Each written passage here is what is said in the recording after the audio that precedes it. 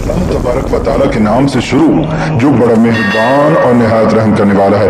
नाज़रीन मोहतरम, अल्लाह तबारक व तआला ने कुरान मजीद में इरशाद फरमाया, और जिना के करीब भी ना जाओ, बेशक वो बड़ी बेहयाई और बुराई का रास्ता है। नाज़रीन मोहतरम, क्या आप जानते हैं कि इस कायनात के अंदर सबसे पहले कौन से बदबख्त शख्स ने जिना की इब्तिदा की थी? प्यारे दोस्तों, आज की इस वीडियो के अंदर हम इसी शख्स के बारे में जानेंगे। लिहाजा आपसे हमारी गुजारिश है कि आप हमारी इस वीडियो को अंत तक मुलाहिजा फरमाइए। प्यारे दोस्तों, जब हजरत आदम अलैहिस्सलाम और हजरत हव्वा अलैहिस्सलाम ने अल्लाह तबारक व तआला के हुक्म की नाफरमानी करते हुए शजरे ममनुआ का फल खाया, तो अल्लाह तबारक व तआला ने हजरत आदम और हजरत हव्वा अलैहिस्सलाम को जमीन पर उतार दिया, और फिर अल्लाह तबारक व तआला के हुक्म से हजरत आदम और हजरत हव्वा अलैहिस्सलाम के यहाँ औलाद पैदा हुई। बाद रिवायात के मुताबिक हजरत हव्वा अलैहिस्सलाम को 20 हमल ठहरे, जिससे 40 बच्चे पैदा हुए, और हर हमल के दौरान एक लड़का और एक लड़की पैदा हुआ करती थी। प्यारे दोस्तों, ये बात याद रखें कि उस वक्त के कवानीन शरीयत हमारी आज की शरीयत के कवानीन से बिल्कुल मुख्तलिफ थे। हजरत आदम अलैहिस्सलाम के जमाने के अंदर एक हमल से पैदा होने वाले लड़के की शादी दूसरे हमल की लड़की के साथ कर दी जाती थी, जबकि दूसरे हमल की लड़की की शादी पहले हमल की लड़की से की जाती थी, और एक हमल के बहन भाई आपस में बहन भाई करार पाते थे। प्यारे दोस्तों, फिर इसी दौरान हजरत आदम अलैहिस्सलाम के यहाँ काबिल और हाबिल पैदा हुए। चुनांचे काबिल की बहन अकलीमा बहुत ज्यादा खूबसूरत थी, जबकि जो लड़की हजरत हाबिल अलैहिस्सलाम के साथ पैदा हुई थी वो इतनी खूबसूरत नहीं थी।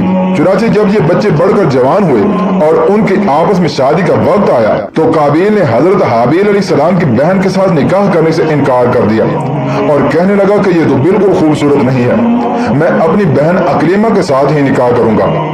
नाज़रीन मोहतरम, ये मामला इसका तो बड़ा कि हजरत आदम अलैहिस्सलाम ने हुक्म दिया कि दोनों भाई अल्लाह तबारक व तआला की बारगाह के अंदर अपनी अपनी कुर्बानी पेश करो। चुनांचे जिसकी कुर्बानी अल्लाह तबारक व तआला की बारगाह के अंदर मकबूल होगी, तो वही शख्स अकरीमा के साथ शादी करेगा। प्यारे दोस्तों, काबिल खेती बाड़ी का काम किया करता था, जबकि हजरत हाबिल अलैहिस्सलाम बकरियां चराया करते थे, जो कि एक शफकत और मोहब्बत वाला काम है। चुनांचे हजरत हाबिल अलैहिस्सलाम ने अल्लाह तबारक व तआला की बारगाह के अंदर एक खूबसूरत बकरी का बच्चा पेश किया, जबकि काबिल ने एक रद्दी गट्ठा उठाकर जो कि उसके खेत से निकला था उसने अल्लाह तबारक व तआला की बारगाह के अंदर पेश किया। चुनांचे उस जमाने के रवाज के मुताबिक आसमान से आग उतरी और उसने हजरत हाबिल अलैहिस्सलाम की कुर्बानी को निगल लिया, जिस पर काबिल कहने लगा कि जरूर मेरे बाप हजरत आदम अलैहिस्सलाम ने हाबिल के लिए दुआ की, जिसकी वजह से उसकी कुर्बानी कबूल हुई। नाज़रीन मोहतरम, फिर इसी वाक़े के बाद काबिल ने हजरत हाबिल अलैहिस्सलाम को मारने की धमकी दी।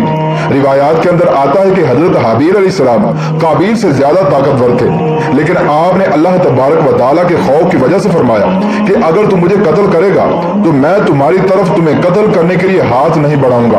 मैं चाहता हूं कि क़यामत के दिन तुम मेरे गुनाह के साथ आए।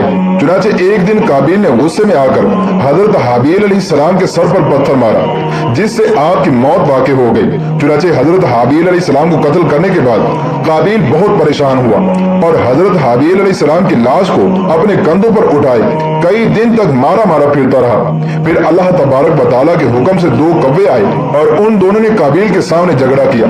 चुनांचे एक कव्वे ने दूसरे को मार दिया और फिर उसने जमीन खुरेद कर दूसरे कव्वे को इसके अंदर डालकर उसके ऊपर मिट्टी डाल दी। चुनांचे काबिल ने जब कव्वे को देखा तो अफसोस करने लगा कि मैं अपने भाई की लाश को भी ना छुपा सका। चुनांचे फिर इसने भी इसी तरह से किया और हजरत हाबिल अलैहिस्सलाम की लाश को जमीन के अंदर दफन कर दिया, और काबिल अपनी बहन अकलीमा को लेकर वहां से चला गया, क्योंकि मुसलसल शैतान उसके पास आता रहा और उसको इस बात से डराता था कि तुम्हारा बाप तुम्हें कत्ल कर देगा। लिहाजा वो अपनी बहन को लेकर वहां से दूर कहीं जाकर वादियों के अंदर बस गया। नाज़रीन मोहतरम, इस वाक़े के बाद हजरत आदम अलैहिस्सलाम बहुत ज्यादा मगमूम रहा करते थे और अब अल्लाह तबारक व तआला से दुआ किया करते थे कि या अल्लाह तबारक व तआला मुझे वारिस अता फरमा। चुनांचे इसी दौरान आपको हजरत शीस अलैहिस्सलाम की बिशारत मिली। चुनांचे हजरत शीस अलैहिस्सलाम जैसे ही पैदा हुए तो हजरत आदम अलैहिस्सलाम ने बचपन ही से उनकी तरबियत पर खासी तवज्जो दी और हजरत शीस अलैहिस्सलाम को तमाम मामला से आगाह किया। चुनांचे जब हजरत शीस अलैहिस्सलाम जवान हुए तो हजरत आदम अलैहिस्सलाम ने अपने बाद उनको मोमिनीन का खलीफा मुकर्रर किया। اور انہیں اس بات کا حکم دیا کہ وہ اپنے بھائی قابیل اور ان کی اولاد سے دور رہیں اور مؤمنین کی اس جماعت کو بھی ان سے دور رکھیں۔ چنانچہ پھر اس کے بعد حضرت آدم علیہ السلام کے وصال کا وقت قریب آیا تو حضرت آدم علیہ السلام یہی وصیتیں کرتے ہوئے اس دنیا سے کوچ فرما گئے۔ چنانچہ اللہ تبارک و تعالیٰ کے مقدس فرشتے نازل ہوئے اور انہوں نے حضرت شیس علیہ السلام کو حضرت آدم علیہ السلام کو دفن کرنے کا طریقہ بیان کیا۔ چنانچہ حضرت شیس علیہ السلام نے اسی طرح سے کیا۔ پھر اس کے کچھ عرصے کے بعد آپ کی والدہ حضرت حوا علیہ السلام کا بھی اس دنیا سے انتقال ہو گیا۔ ناظرین محترم، اس واقعے کے بعد زنا کی ابتدا ہوئی۔ اس کے بارے میں بنی اسرائیل کی روایات کے اندر ہمیں یہ ملتا ہے کہ قابیل اور اس کی آل و اولاد ایک وادی کے اندر رہا کرتے تھے۔ چنانچہ ایک دن شیطان ان کے پاس ایک غلام کی صورت میں آیا اور ایک شخص کے ہاں اجرت پر کام کرنے لگا۔ چنانچہ تھوڑا عرصہ گزرنے کے بعد اچانک وہ غلام عجیب و غریب کام کرنے لگا اور طرح طرح کے اور نئے نئے لباس تیار کرنے لگا اور ان کو مزامیر اور گانے باجے کے آلات بھی بنا کر دکھانے لگا اور ان کو ایسی آوازیں سنائی ان آلات پر جو انہوں نے آج سے پہلے کبھی نہ سنی تھی۔ چنانچہ وہ لوگ جو پہلے ہی حق سے دور تھے وہ اور فسق و فجور کے اندر مبتلا ہو گئے اور انہوں نے اپنا ایک دن عید کا مقرر کیا جس کے اندر ان کی تمام عورتیں برہنہ لباس پہن کر اور زمانہ جاہلیت کی عورتوں کی طرح نیم اڑیاں لباس پہن کر آتی تھیں اور مردوں سے اختلاط کیا کرتی تھی۔ پیارے دوستو، حضرت شیس علیہ السلام کے ساتھ رہنے والے مومنین دور ہی سے ان گانے باجوں اور مزامیر کی آوازوں کو سنا کرتے تھے۔ چنانچہ ایک دن ان میں سے ایک شخص کے دل کے اندر خیال آیا کہ کیوں نہ میں جا کر دیکھوں کہ آخر یہ کیا معاملہ ہے۔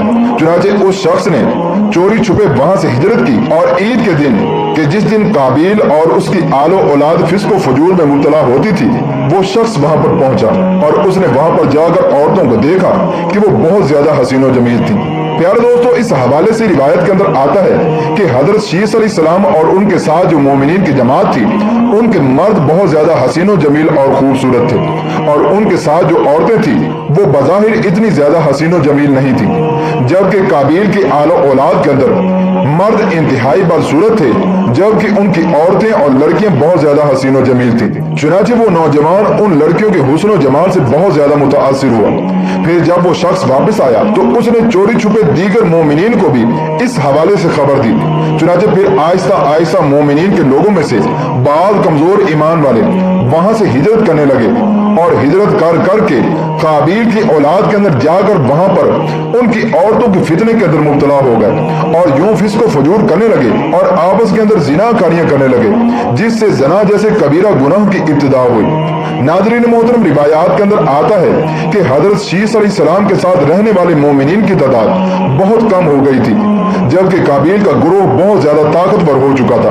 چنانچہ وہ اپنی بستیوں کے اندر بھی فتنہ فساد پھیلاتے اور اپنی بستیوں سے باہر نکل کر حضرت شیس علیہ السلام کے ساتھ رہنے والے مومنین کو قتل کرتے اور ان کو طرح طرح کی تکلیفیں اور ایذائیں دیا کرتے تھے۔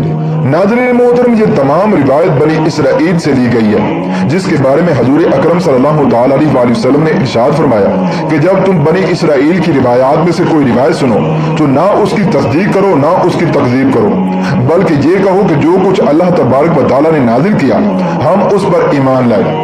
پیارے دوستو، اگر حقیقت حال پر غور کیا جائے تو زنا کی ابتدا اسی وقت ہی ہو گئی تھی کہ جب قابیل اپنی بہن اکریمہ کو لے کر وہاں سے رخصت ہوا تھا اور اپنی بہن اکریمہ کے ساتھ ناجائز رسم و رواج قائم کر کے اس نے اپنی آل و اولاد پیدا کی تھی۔